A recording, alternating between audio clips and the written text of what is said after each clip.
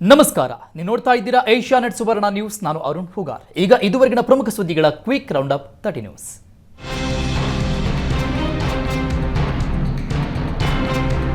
ಚಿತ್ರದುರ್ಗ ಲೋಕಸಭೆ ಕ್ಷೇತ್ರಕ್ಕೆ ಬಿಜೆಪಿ ಗೋವಿಂದ ಕಾರಜೋಳಗೆ ಟಿಕೆಟ್ ಘೋಷಿಸಿದ್ದಕ್ಕೆ ಹೊಳಲ್ಕೆರೆ ಬಿಜೆಪಿ ಶಾಸಕ ಎಂ ಚಂದ್ರಪ್ಪ ರೆಬಲ್ ಆಗಿದ್ದಾರೆ. ಬಿಜೆಪಿ ಟಿಕೆಟ್ ಬದಲಿಸಿ ಪುತ್ರ ರಘುನಂದನ್ಗೆ ನೀಡದಿದ್ರೆ ಬಂಡಾಯ ಅಭ್ಯರ್ಥಿಯನ್ನಾಗಿ ಕಣಕ್ಕಿಳಿಸಲಿದ್ದೇವೆ ಅಂತ ಹೈಕಮಾಂಡ್ಗೆ ಎಚ್ಚರಿಕೆ ಕೊಟ್ಟಿದ್ದಾರೆ. ಏಪ್ರಿಲ್ 3ರಂದು ರಘುಚಂದನ್ ನಾಮಪತ್ರ ಸಲ್ಲಿಕೆಗೆ ಚಿಂತನೆ ನಡೆಸಲಾಗಿದೆ. 8 ಕ್ಷೇತ್ರದಲ್ಲಿರುವ ಬೆಂಬಲಿಗರು ನನ್ನ ತೀರ್ಮಾನಕ್ಕೆ ಬದ್ಧ ಅಂದಿದ್ದಾರೆ. ನಮ್ಮ ನೋವು ವರಿಷ್ಠರಿಗೆ ಅರ್ಥ ಆಗಿದೆ ಅಂತ ಭಾವಿಸಿದ್ದೇವೆ ಅಂದರು. ಪಕ್ಷ ನನ್ನ ವಿರುದ್ಧ ಕ್ರಮ ಕೈಗೊಂಡರೂ ಸಿದ್ಧ ಅಂತ ಹೇಳಿದ್ದಾರೆ. ಮಗನಿಗೆ ಟಿಕೆಟ್ ಸಿಕ್ಕಿಲ್ಲ ಎಂದು ಬಿಜೆಪಿ ಶಾಸಕ ಚಂದ್ರಪ್ಪ ಸಭೆ ನಡೆಸಿದ್ರೆ, ಮತ್ತೊಂದೆಡೆ ಬಿಜೆಪಿ ಅಭ್ಯರ್ಥಿ ಗೋವಿಂದ ಕಾರಜೋಳ ಇವತ್ತು ಚಿತ್ರದುರ್ಗಕ್ಕೆ ಭೇಟಿ ಕೊಡಲಿದ್ದಾರೆ. ಸಂಜೆ 5 ಗಂಟೆಗೆ ಬಿಜೆಪಿ ಕಚೇರಿಗೆ ಆಗಮಿಸಲಿರುವ ಕಾರಜೋಳ ಗಣ್ಯರ ಪ್ರತಿಮೆಗಳಿಗೆ ಮಾಲಾರ್ಪಣೆ ಮಾಡಲಿದ್ದಾರೆ. ವಿವಿಧ ದೇಗುಲ ಮಠಗಳಿಗೆ ಭೇಟಿ ನೀಡಲಿರುವ ಕಾರಜೋಳ ಸಂಜೆ 7 ಗಂಟೆಗೆ ಜಿಲ್ಲಾ ಪ್ರಮುಖರ ಜೊತೆ ಸಭೆ ನಡೆಸಲಿದ್ದಾರೆ. ಭಿನ್ನಮತ ಶಮನಕ್ಕೆ ಬಿಜೆಪಿ ಕಾರ್ಯತಂತ್ರ ಏನೆಂಬುದು ಕುತೂಹಲ ಕೆರಳಿಸಿದೆ. ಬೆಳಗಾವಿ ನಗರ ಬಿಜೆಪಿ ಉಪಾಧ್ಯಕ್ಷ ಮಹಾಂತೇಶ್ ವಕ್ಕುಂದ ಬಂಡಾಯ ಅಭ್ಯರ್ಥಿಯಾಗಿ ಕಣಕ್ಕಿಳಿಯಲು ಚಿಂತಿಸಿದ್ದಾರೆ. ಭಾನುವಾರ ಸಮಾನ ಮನಸ್ಕರ ಸಭೆ ನಡೆಸಿ ತೀರ್ಮಾನ ಮಾಡುತ್ತೇನೆ ಅಂತ ಹೇಳಿದ್ದಾರೆ. ಸ್ಥಳೀಯರಿಗೆ ಅವಕಾಶ ನೀಡದೆ ಹೊರಗಿನವರಿಗೆ ಅವಕಾಶ ಕೊಟ್ಟಿದ್ದಾರೆ. ಮೋದಿ ಬೆಂಬಲಿಸಲು ಸ್ಥಳೀಯರಿಗೆ ಟಿಕೆಟ್ ಸಿಗಲು ಜನರು ಬಯಸಿದ್ರು. ಆದರೆ ಬಿಜೆಪಿ ವಿರುದ್ಧ ಸೋತ ಶೆಟ್ಟರ್ಗೆ ಟಿಕೆಟ್ ಸಿಕ್ಕಿದೆ ಅಂತ ಕಿಡಿಕಾರಿದ್ದಾರೆ. ಮೈಸೂರು ಕ್ಷೇತ್ರದಲ್ಲಿ ಸಿದ್ದರಾಮಯ್ಯಗೆ ಸೋಲುಣಿಸಬೇಕು ಅಂತ ಜೆಡಿಎಸ್ ಬಿಜೆಪಿ ಕಾರ್ಯಕರ್ತರಿಗೆ ದೇವೇಗೌಡರು ಕರೆ ಕೊಟ್ಟಿದ್ದಾರೆ. ಸಿಎಂ ಗರ್ವಭಂಗವಾಗಬೇಕಾದರೆ ಎಲ್ಲರೂ ಒಟ್ಟಾಗಿ ಹೋರಾಡಬೇಕು. ಮೈಸೂರು ಚಾಮರಾಜನಗರ ಅಭ್ಯರ್ಥಿ ಗೆಲ್ಲಿಸುವ ಶಕ್ತಿ ಜಿಟಿಡಿಗೆ ಇದ್ದು ಮೈತ್ರಿ ಅಭ್ಯರ್ಥಿ ಗೆಲ್ಲಬೇಕೆಂದರು. ರಾಜ್ಯದಲ್ಲಿ ಜೆಡಿಎಸ್ ಎಲ್ಲಿದೆ ಎಂಬ ಸಿದ್ದರಾಮಯ್ಯ ಹೇಳಿಕೆಗೂ ಟಾಂಗ್ ಕೊಟ್ಟರು. ಅಧಿಕಾರದ ಮದದಲ್ಲಿ ರಾಜ್ಯದಲ್ಲಿ ಜೆಡಿಎಸ್ ಎಲ್ಲಿದೆ ಅಂತಾರೆ. ಜೆಡಿಎಸ್ ಎಲ್ಲಿದೆ ಅಂತ ತೋರಿಸೋದು 91ನೇ ವರ್ಷದ ನನಗೆ ಗೊತ್ತು ಅಂತ ಹೇಳಿದ್ದಾರೆ. ಬಿಜೆಪಿ ಅಭ್ಯರ್ಥಿ ಯದುವೀರ್ ಒಡೆಯರ್ ನಾಡಿನ ಸಾಹಿತಿ ಎಸ್ಎಲ್ ಭೈರಪ್ಪನವರ ನಿವಾಸಕ್ಕೆ ಭೇಟಿ ನೀಡಿ ಭೈರಪ್ಪಗೆ ಸನ್ಮಾನ ಮಾಡಿದ್ದಾರೆ. ಬಳಿಕ ಮಾತನಾಡಿದ ಭೈರಪ್ಪ ಪ್ರತಾಪ್ ಸಿಂಹರನ್ನ ಹಾಡಿ ಹೊಗಳಿದ್ದಾರೆ. ನಮ್ಮ ಪ್ರತಾಪ್ ಸಿಂಹ ಡೈನಾಮಿಕ್ ಮ್ಯಾನ್, ತುಂಬಾ ಕೆಲಸ ಮಾಡಿದ್ದಾರೆ. ಕೊಡಗಿನಲ್ಲಿ ಟಿಪ್ಪು ಜಯಂತಿಗೆ ಬ್ರೇಕ್ ಹಾಕಿದ್ದಾರೆ. ಯದುವೀರ್ಗೆ ಟಿಕೆಟ್ ಕೊಟ್ಟಿದ್ದು ಒಳ್ಳೆಯದೇ ಆಯಿತು. ಯದುವೀರ್ಗೆ ಸ್ಥಾನಮಾನ ಕೊಟ್ಟರೆ ಉತ್ತಮವಾಗಿ ನಿಭಾಯಿಸುತ್ತಾರೆ ಅಂತ ಹೇಳಿದ್ದಾರೆ.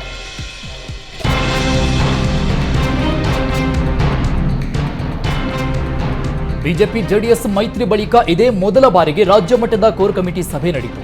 ಎರಡೂ ಪಕ್ಷದ ಪ್ರಮುಖ ನಾಯಕರು ಸಮನ್ವಯ ಸಭೆ ನಡೆಸಿದ್ದು ಮೈತ್ರಿ ಪಕ್ಷದಲ್ಲಿ ಎಷ್ಟು ಹೊಂದಾಣಿಕೆ ಬಗ್ಗೆ ಸಂದೇಶ ಸಾರಿದ್ದಾರೆ. ಸಮನ್ವಯ ಸಭೆಯಲ್ಲಿ ಲೋಕಸಭಾ ಚುನಾವಣೆಯನ್ನ ಒಟ್ಟಿಗೆ ಎದುರಿಸುವ ಬಗ್ಗೆ ಮಹತ್ವದ ಚರ್ಚೆ ನಡೆಸಲಾಯಿತು. ಪ್ರಧಾನಿ ಎಚ್.ಡಿ. ದೇವೇಗೌಡರು, ಮಾಜಿ CM B S Yediyurappa, H D. Kumaraswamy, ವಿಪಕ್ಷ ನಾಯಕ ಆರ್ ಅಶೋಕ್, ಬಿಜೆಪಿ ರಾಜ್ಯಾಧ್ಯಕ್ಷ ಬಿವೈ ವಿಜೇಂದ್ರ ಸೇರಿದಂತೆ ಹಲವು ನಾಯಕರು ಭಾಗಿಯಾಗಿದ್ದರು. ಬಿಜೆಪಿ ರಾಜ್ಯಾಧ್ಯಕ್ಷ ಬಿವೈ ವಿಜೇಂದ್ರ, ಸಂಸದ ಪ್ರಜ್ವಲ್ ರೇವಣ್ಣ, ಜೆಡಿಎಸ್ ಯುವ ನಾಯಕ ನಿಖಿಲ್ ಕುಮಾರಸ್ವಾಮಿ ಅವರು ಒಟ್ಟಿಗೆ ಫೋಟೋಗೆ ಪೋಸ್ ಕೊಟ್ಟಿದ್ದಾರೆ. ಕೋಲಾರದಲ್ಲಿ 2 ಬಣ ಒಂದಾಗದಿದ್ದರೆ 3ನೇ ಅಭ್ಯರ್ಥಿ ಗೆಲ್ಲಲ್ಲ ಎನ್ನುವ ಮೂಲಕ ಕಾಂಗ್ರೆಸ್ಗೆ ಸಚಿವ ಮುನಿಯಪ್ಪ ಎಚ್ಚರಿಕೆ ಸಂದೇಶ ರವಾನಿಸಿದ್ದಾರೆ. ರಮೇಶ್ ಕುಮಾರ್ ಮತ್ತು ನನ್ನನ್ನು ಒಂದು ಮಾಡಿ ಚುನಾವಣೆ ನಡೆಸಬೇಕು ಅಂತ ಮುನಿಯಪ್ಪ ಆಗ್ರಹಿಸಿದ್ದಾರೆ. ಬೇರೆ ಕ್ಷೇತ್ರ ಸಮಸ್ಯೆ ಬಗೆಹರಿಯುತ್ತೆ, ಕೋಲಾರ ಏಕೆ ಬಗೆಹರಿಯಲ್ಲ ಅಂತ ಸಿದ್ದರಾಮಯ್ಯರನ್ನ ಮುನಿಯಪ್ಪ ಪ್ರಶ್ನೆ ಮಾಡಿದ್ದಾರೆ. ಚಿಕ್ಕಪೆದ್ದಣ್ಣಗೆ ಟಿಕೆಟ್ ಕೊಡಿ ಅಂತ ಕೇಳಿದ್ದೇನೆ, 3ನೇ ಅಭ್ಯರ್ಥಿ ಬಗ್ಗೆ ಮಾತನಾಡಿಲ್ಲ ಅಂತ ಮುನಿಯಪ್ಪ ಸ್ಪಷ್ಟಪಡಿಸಿದ್ದಾರೆ. ಇಬ್ಬರ ಜಗಳ 3ನೇಯವನಿಗೆ ಲಾಭ ಎಂಬ ಗಾದೆ ಮಾತು ಕೋಲಾರ ಟಿಕೆಟ್ ವಿಚಾರದಲ್ಲಿ ಸತ್ಯವಾಗುವ ಲಕ್ಷಣ ಕಂಡು ಬರ್ತಿದೆ. ಮುನಿಯಪ್ಪ ಬಣ ಮತ್ತು ರಮೇಶ್ ಕುಮಾರ್ ಬಣದ ಬಡಿದಾಟಕ್ಕೆ ಬ್ರೇಕ್ ಹಾಕಲು 3ನೇ ಅಭ್ಯರ್ಥಿ ಕಣಕ್ಕಿಳಿಸಲು ಸಿಎಂ ಡಿಸಿಎಂ ನಿರ್ಧಾರ ಕೈಗೊಂಡಿದ್ದಾರೆ. ಕೋಲಾರ ಅಭ್ಯರ್ಥಿಯಾಗಿ ಬೆಂಗಳೂರು ಕೇಂದ್ರ ಕಾಂಗ್ರೆಸ್ ಜಿಲ್ಲಾಧ್ಯಕ್ಷ ಕೆವಿ ಗೌತಮ್ ಹೆಸರು ಶಿಫಾರಸು ಮಾಡಲಾಗಿದೆ. ಇತ್ತ ಕೋಲಾರ ಟಿಕೆಟ್ ಆಕಾಂಕ್ಷಿ ಹನುಮಂತಯ್ಯ ಸಹ ಸಿಎಂ ಸಿದ್ದರಾಮಯ್ಯರನ್ನ ಭೇಟಿಯಾಗಿದ್ದಾರೆ. ಕಾಂಗ್ರೆಸ್ ಹಿರಿಯ ಮುಖಂಡ ಶಾಮನೂರು ಶಿವಶಂಕರಪ್ಪ ದಾವಣಗೆರೆ ಬಿಜೆಪಿ ಮಹಿಳಾ ಅಭ್ಯರ್ಥಿ ಬಗ್ಗೆ ಹಗುರವಾಗಿ ಮಾತನಾಡಿದ್ದಾರೆ. ದಾವಣಗೆರೆ ಬಿಜೆಪಿ ಅಭ್ಯರ್ಥಿ ದಾವಣಗೆರೆಯಿಂದ ಗೆದ್ದು ಮೋದಿಗೆ ಕಮಲದ ಹೂ ಅರ್ಪಿಸುತ್ತೇನೆ ಎಂದಿದ್ದಾರೆ. ಮೊದಲು ದಾವಣಗೆರೆ ಜಿಲ್ಲೆಯ ಸಮಸ್ಯೆ ತಿಳಿದುಕೊಳ್ಳಲಿ, ಮಾತನಾಡಲು ಬಾರದವರು ಅಡುಗೆ ಮಾಡುವುದಕ್ಕೆ ಲಾಯಕ್ಕು ಅಂದಿದ್ದಾರೆ. ದಾವಣಗೆರೆ ಸಂಸದ ಜಿಎಂ ಸಿದ್ದೇಶ್ವರ್ ಪತ್ನಿ ಅಭ್ಯರ್ಥಿ ಗಾಯತ್ರಿ ಸಿದ್ದೇಶ್ವರ್ ಅಡುಗೆ ಮಾಡುವುದಕ್ಕೆ ಲಾಯಕ್ಕು ಎಂದ ಶಾಸಕ ಶಾಮನೂರು ಶಿವಶಂಕರಪ್ಪ ಹೇಳಿಕೆ ಕೊಟ್ಟಿದ್ದಾರೆ. ಬಿಜೆಪಿ ಅಭ್ಯರ್ಥಿ ಗಾಯತ್ರಿ ಸಿದ್ದೇಶ್ವರ್ ವಿರುದ್ಧ ಬಂಡಾಯ ಸಮರ ಸಾರಿದ ಮಾಜಿ ಸಚಿವ ರೇಣುಕಾಚಾರ್ಯಗೆ ಹೊಸ ಜವಾಬ್ದಾರಿ ನೀಡಲಾಗಿದೆ. ಮಾಜಿ ಸಿಎಂ ಯಡಿಯೂರಪ್ಪ ನೇತೃತ್ವದಲ್ಲಿ ನಡೆದ ಸಂಧಾನ ಸಭೆ ಯಶಸ್ಸಿನ ಬೆನ್ನಲ್ಲೇ ದಾವಣಗೆರೆ ಲೋಕಸಭಾ ಕ್ಷೇತ್ರದ ಚುನಾವಣಾ ಸಂಚಾಲಕರನ್ನಾಗಿ ನೇಮಿಸಲಾಗಿದೆ. ಮಾಜಿ ಸಚಿವ ಎಸ್ಸಿ ರವೀಂದ್ರನಾಥ್ಗೆ ದಾವಣಗೆರೆ ಜಿಲ್ಲಾ ಚುನಾವಣಾ ಉಸ್ತುವಾರಿ ನೀಡಲಾಗಿದೆ. ರಾಜ್ಯ ಬಿಜೆಪಿ ಉಸ್ತುವಾರಿ ರಾಧಾಮೋಹನ್ ದಾಸ್ ಅಗರ್ವಾಲ್ ಸೂಚನೆಯಂತೆ ಸಂಚಾಲಕರನ್ನಾಗಿ ನೇಮಿಸಿದ ದಾವಣಗೆರೆ ಬಿಜೆಪಿ ಜಿಲ್ಲಾಧ್ಯಕ್ಷ ರಾಜಶೇಖರ್ ನಾಗಪ್ಪ ತಿಳಿಸಿದ್ದಾರೆ.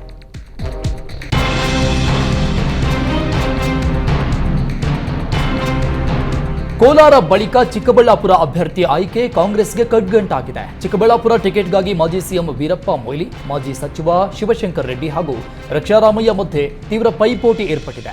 ಆದ್ದರಿಂದ ಸ್ವತಃ ಸಿಎಂ ಚಿಕ್ಕಬಳ್ಳಾಪುರ ಟಿಕೆಟ್ ಸಮಸ್ಯೆ ಬಗೆಹರಿಸಲು ಅಖಾಡಕ್ಕಿಳಿದಿದ್ದಾರೆ. ಮೂವರು ನಾಯಕರ ಜೊತೆ ಸಭೆ ನಡೆಸಲಿದ್ದು ಯಾರಿಗೆ ಟಿಕೆಟ್ ಕೊಟ್ಟರೆ ಸೂಕ್ತ ಎಂದು ಚರ್ಚಿಸಿ ಅಭ್ಯರ್ಥಿ ಫೈನಲ್ ಮಾಡಲಿದ್ದಾರೆ. ಇನ್ನು ಟಿಕೆಟ್ ನೀಡದಿದ್ರೆ ರಾಜೀನಾಮೆ ನೀಡೋದು ಶತಸಿದ್ಧ ಅಂತ ಮಾಜಿ ಸಚಿವ ಶಿವಶಂಕರ್ ರೆಡ್ಡಿ ಹೇಳಿದ್ದು ಕಾಂಗ್ರೆಸ್ ನಾಯಕರಿಗೆ ಮತ್ತಷ್ಟು ಚಿಂತೆಗೀಡು ಮಾಡಿದೆ.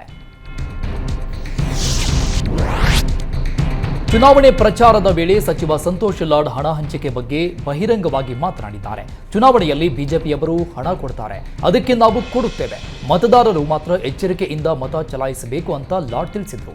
ಇನ್ನು ಬಿಜೆಪಿಯವರಿಗೆ ಚುನಾವಣೆ ಹೊತ್ತಲ್ಲಿ ರಾಮ ನೆನಪಾಗ್ತಾನೆ, ರಾಮನ ಹೆಸರಲ್ಲಿ ಮತ ಕೇಳ್ತಾರೆ. ಹಿಂದೂ ಪರ ಎನ್ನುವ ಬಿಜೆಪಿಗರು ಯಾವ ಹಿಂದುವಿಗೆ ವಿಶೇಷ ಯೋಜನೆ ನೀಡಿದ್ದಾರೆ ಅಂತ ಸಚಿವ ಸಂತೋಷ್ ಲಾಡ್ ಪ್ರಶ್ನೆ ಮಾಡಿದ್ರು. ಅಧಿಕೃತ ಅಭ್ಯರ್ಥಿ ಘೋಷಣೆಗೂ ಮುನ್ನ ಶಾಸಕ ತುಕಾರಾಂ ಪರ ಸಚಿವ ಸಂತೋಷ್ ಲಾಡ್ ಕ್ಯಾಂಪೇನ್ ಮಾಡ್ತಿದ್ದಾರೆ. ಬಾಗಲಕೋಟೆ ಲೋಕಸಭಾ ಕ್ಷೇತ್ರದ ಕಾಂಗ್ರೆಸ್ ಟಿಕೆಟ್ ಕಗ್ಗಂಟು ಮತ್ತೊಂದು ಹಂತ ತಲುಪಿದೆ. ನಿನ್ನೆ ನಡೆದ ಸಿಎಂ ನೇತೃತ್ವದ ಸಭೆಯ ಬೆನ್ನಲ್ಲೇ ವೀಣಾ ಕಾಶಪ್ಪನವರ ತೀವ್ರ ಅಸಮಾಧಾನ ಹೊರಹಾಕಿದ್ದಾರೆ. ಕೆಪಿಸಿಸಿ ಪ್ರಧಾನ ಕಾರ್ಯದರ್ಶಿ ಮತ್ತು ರಾಜ್ಯ ಮಹಿಳಾ ಉಪಾಧ್ಯಕ್ಷೆ ಸ್ಥಾನಕ್ಕೆ ರಾಜೀನಾಮೆಗೆ ನಿರ್ಧರಿಸಿದ್ದಾರೆ. ಈಗಾಗಲೇ ಬಾಗಲಕೋಟೆಯಿಂದ ಘೋಷಣೆಯಾಗಿರುವ ಸಂಯುಕ್ತ ಪಾಟೀಲ್ ಪರ ಪ್ರಚಾರ ಕೆಲಸ ಮಾಡುವಂತೆ ಸಿಎಂ ಸೂಚಿಸಿದ್ದಾರೆ. ಆದರೆ ಪ್ರಚಾರ ಕುರಿತ ಸಿಎಂ ಸಿದ್ದರಾಮಯ್ಯ ಮಾತಿಗೆ ಒಪ್ಪದ ವೀಣಾ ಕಾಶಪ್ಪನವರ್ ತಟಸ್ಥವಾಗಿರಲು ನಿರ್ಧರಿಸಿದ್ದಾರೆ.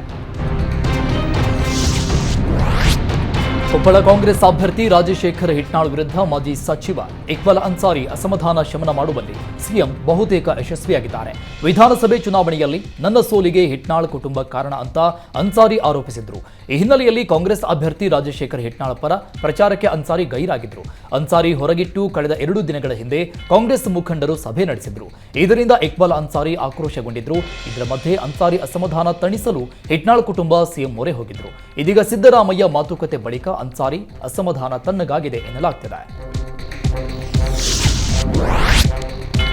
ಕಾಂಗ್ರೆಸ್ಗೆ ಸೆಳೆಯಲು ಭಾರೀ ಪ್ರಯತ್ನ ನಡೆಸಲಾಗಿದೆ. ಸಿದ್ದರಾಮಯ್ಯ ಸೂಚನೆ ಮೇರೆಗೆ ಸ್ಥಳೀಯ ಕಾಂಗ್ರೆಸ್ಸಿಗರಿಂದ ಸಂಸದರ ಮನವೊಲಿಸುವ ಪ್ರಯತ್ನ ಮುಂದುವರೆದಿದೆ.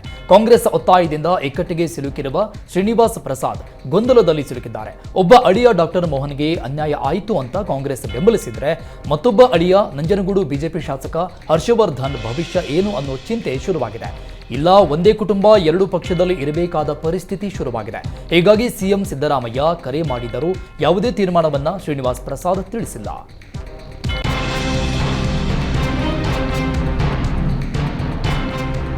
ಬಿಜೆಪಿಯಿಂದ ಮಂಡ್ಯ ಟಿಕೆಟ್ ಕೈ ತಪ್ಪಿದ ಬೆನ್ನಲ್ಲೇ ಸೈಲೆಂಟ್ ಆಗಿದ್ದ ಸಂಸದೆ ಸುಮಲತಾ ಮತ್ತೆ ಅಖಾಡಕ್ಕಿಳಿದಿದ್ದಾರೆ. ನಿನ್ನೆ ನಡೆದ ಬಿಜೆಪಿ ಜೆಡಿಎಸ್ ಸಮ್ಮಿಲನ ಸಭೆಗೆ ಗೈರಾಗಿದ್ದ ಸುಮಲತಾ ನಾಳೆ ಆಪ್ತರ ಸಭೆ ಕರೆದಿದ್ದಾರೆ. ಬೆಂಗಳೂರಿನ ನಿವಾಸದಲ್ಲಿ ಸಭೆ ನಿಗದಿಯಾಗಿದ್ದು ಆಪ್ತರು ಬೆಂಬಲಿಗರಿಂದ ಅಭಿಪ್ರಾಯ ಸಂಗ್ರಹ ಮಾಡಲಿದ್ದಾರೆ.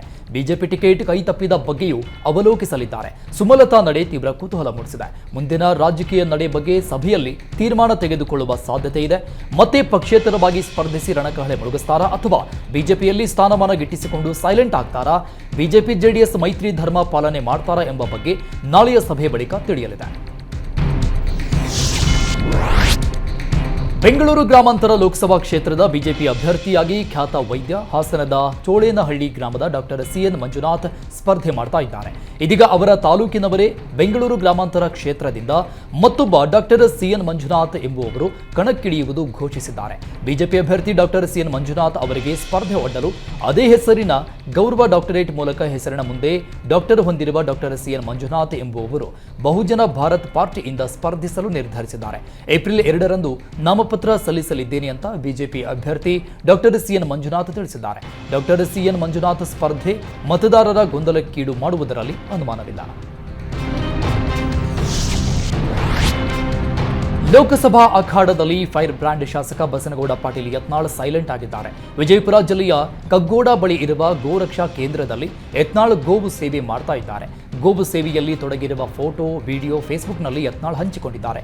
ಗೋವುಗಳ ಸೇವೆಯಲ್ಲಿ ಯತ್ನಾಳ್ ಕಾಲ ಕಳೀತಾ ಇದ್ದಾರೆ.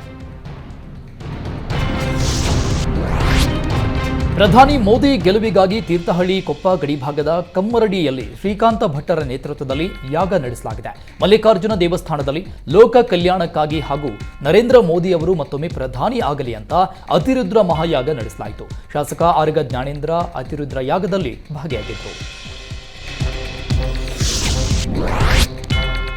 ಯಲಹಂಕ ಹೋಬಳಿಯ ಶ್ಯಾಮರಾಜಪುರದಲ್ಲಿರುವ ಸಂಸದ ರಮೇಶ ಜಿಗಜಿಣಗಿಗೆ ಸೇರಿದ 8 ಎಕರೆ ಜಾಗಕ್ಕೆ ನಕಲಿ ದಾಖಲೆ ಸೃಷ್ಟಿಸಿ ಗುಳು ಮಾಡಿದ್ದಾರೆ. ಕರ್ನಾಟಕ ಬ್ಯಾಂಕ್, ಹಾರ್ದಿಕ್ ಗೌಡ ಸೇರಿ 3 ಜನರ ಮೇಲೆ ಎಫ್ಐಆರ್ ದಾಖಲಾಗಿದೆ. ಗಂಗಾನಗರ ಸಬ್ ರಿಜಿಸ್ಟ್ರಾರ್ ಕಚೇರಿಯಲ್ಲಿ ಸೇಲ್ ಅಗ್ರಿಮೆಂಟ್ ಮಾಡಿಕೊಟ್ಟಿರುವಂತೆ ದಾಖಲೆ ಸೃಷ್ಟಿಸಿ ಹಾರ್ದಿಕ್ ಗೌಡ ಹೆಸರಿಗೆ ಜಿಪಿಎ ಮಾಡಲಾಗಿದೆ. ಸಹಿಯನ್ನ ನಕಲಿ ಮಾಡಿರುವ ಹಾರ್ದಿಕ್ ಗೌಡ ಹಾಗೂ ಆದಿ ಭಾಸ್ಕರ್ ಹಾಗೂ ಕರ್ನಾಟಕ ಬ್ಯಾಂಕ್ ಇಂದಿರಾನಗರ ವಿರುದ್ಧ ದೂರು ದಾಖಲಾಗಿದೆ.